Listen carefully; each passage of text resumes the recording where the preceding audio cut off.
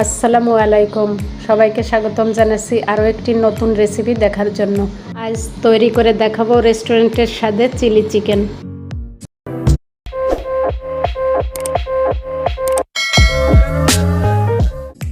Chilli chicken তৈরি করার জন্য এখানে মুরগির বুকের মাংস ব্যবহার করেছি প্রায় 400 গ্রাম পরিমাণ।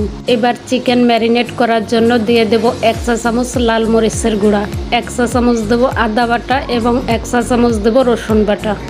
দিয়ে দেব 1 চা চামচ সয়া সস এবং দিয়ে দেব 1 চা চামচ কালো গোলমরিচের গুঁড়া। লেবুর রস ব্যবহার করব 1 ফালি। এরপর স্বাদ মতো দিয়ে দেব লবণ। একটা বাটিতে একটা ডিম ফেটিয়ে নিচ্ছি। এরপর এখান থেকে অর্ধেকটা পরিমাণ ডিম দিয়ে দেব।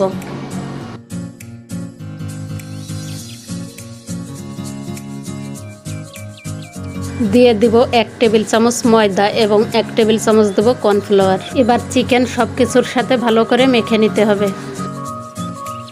চিকেন মেখে নেওয়ার পর যদি দেখেন মিশ্রণটা চিকেনে ঠিক মতো কোট হয়নি, তাহলে 1 টেবিল চামচ পরিমাণ কর্নফ্লাওয়ার দিয়ে দেবেন। চাইলে চিকেনটা ম্যারিনেট হতে 30 মিনিট রেখে দিতে পারেন, আবার সাথে সাথেও ভেজে নেওয়া যাবে। চিলি চিকেনের সসটা তৈরি করে নেব।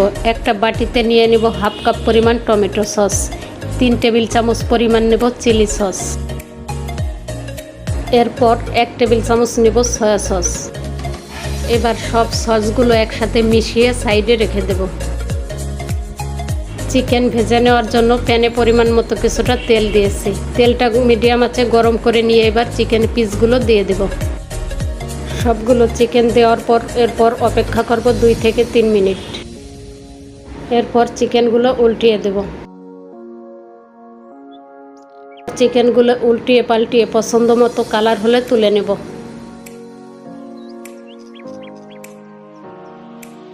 একইভাবে বাকি চিকেনগুলোও ভেজে নেব।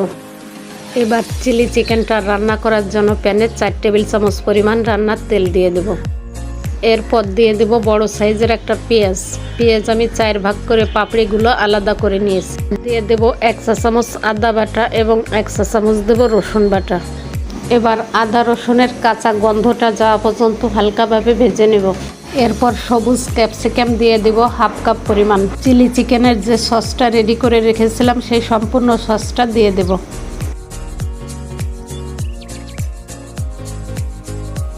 এরপর সব কিছু নেড়ে চেড়ে মিশিয়ে দিতে হবে। 5 থেকে 6টা কাঁচা মরিচ আমি কেটে রেখেছিলাম, সেই মরিচগুলো দিয়ে দেব। লবণ দিয়ে দেব স্বাদ মতো। লবণটা অবশ্যই বুঝে দিবেন, কেননা চিকেন ম্যারিনেট করে নেওয়ার সময় লবণ দিয়েছিলাম। এবার চিলি চিকেনের গ্রেভির জন্য দিয়ে দেব 1.5 কাপ পরিমাণ পানি। একটা বাটিতে নিয়ে নেব 1 চা চামচ কর্নফ্লাওয়ার। এরপর 2 টেবিল চামচ পানি দিয়ে কর্নফ্লাওয়ারটা গুলিয়ে নেব। এদিকে চিলি চিকেনের ঝোলটা ফুটে উঠেছে। এখন গুলিয়ে রাখা কর্নফ্লাওয়ার দিয়ে নেড়ে দেব। এবার ভেজে রাখা চিকেনগুলো দিয়ে দেব।